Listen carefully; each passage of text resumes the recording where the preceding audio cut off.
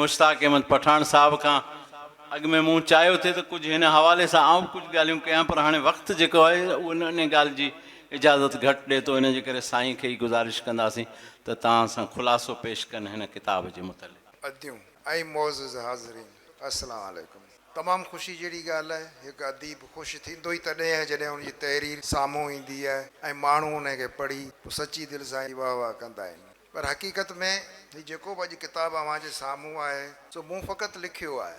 इन्हनि जा मोहरक सिंध जा ॿ अज़ीम सपूत साईं कलंदर शाह लखियारी ऐं साईं अब्दुल अज़ीज़ जाफ़रानी सिजावल जो। असां ॿारनि ॼणनि जो हिकिड़ो टोलो आहे जेको 35 सालनि खां हर महीने असीं कंहिं न कंहिं वटि जंहिंजो वारो हूंदो आहे उन वटि मानी खाईंदा आहियूं, राति रहंदा आहियूं। उन में कोन ॾिठो वेंदो आहे त ग़रीब आहे, हिन वटि रली बि आहे या न, खट आहेसि या न। उन वटि रही सुबुह जो मोकिलाए हलिया ईंदा आहियूं। अॻे साईं वटि कचहरी हुई, साईं कलंदर शाह वटि वेठे वेठे ॻाल्हि मां ॻाल्हि निकिती ऐं उन खां पोइ मूंखे चई त अब्दुल्ला शेख अचे पियो, उन सां मिल ॻाल्हाए ऐं उन खां सॼो पुछी वठि, चवण उन ते किताबु लिखिणो आहे। छा ते किताबु लिखिणो आहे? हू मुस्लमान थियो। साईं देरि सां उन राति पहुतो। मूं सुबुह जो उथी कुझु क्वेश्चन साईं खां पुछा, मुंहिंजो साईं हीअ त ॿियो त सभु कुझु ठीकु थियो, पर आउं हिन जे रूह मां कीअं निकिरां त आख़िर वेठे वेठे हिनखे ख़्यालु छो थियो, कहिड़ी कशिश उभरी हिन जे ज़हन में, हिन जे दिलि में, जो ही मुस्लमान थियो ऐं कलमे भरण लाइ तयारु थी वियो हलियो। साईं खां पुछियमि, साईं कलंदर शाह खां, साईं हीउ तमामु ॾुखियो हिकिड़ो मरहलो आहे, हाणे हू त थी वियो मुस्लमान, पर हाणे जेको इहो चओ पिया लफ़्ज़नि जी भेटा हू बि मञे थो ऐं हीअं बि मञो था, इनखे आउं कीअं इन में आणियां?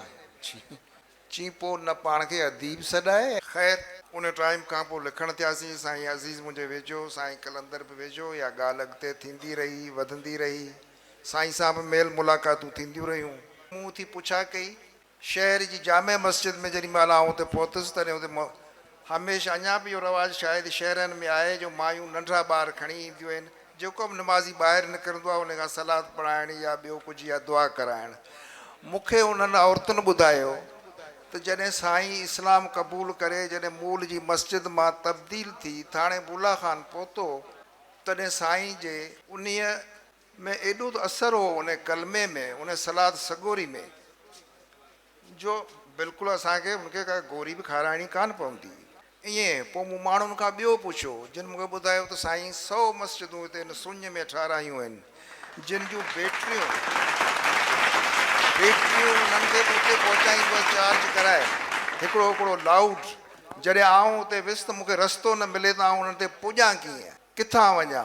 100 मस्जिदूं सॼे उन थाणे बुला खान में फिरियूं पियूं। पंहिंजे धीअनि जा नाला अची साईं असांजा लिखी छॾियो, पोइ जॾहिं प्रोग्राम थिए तूं ॿुधाए। ऐं सामान जा ढिग लॻा पिया, पेतियुनि जा, हुननि जा, ही हू।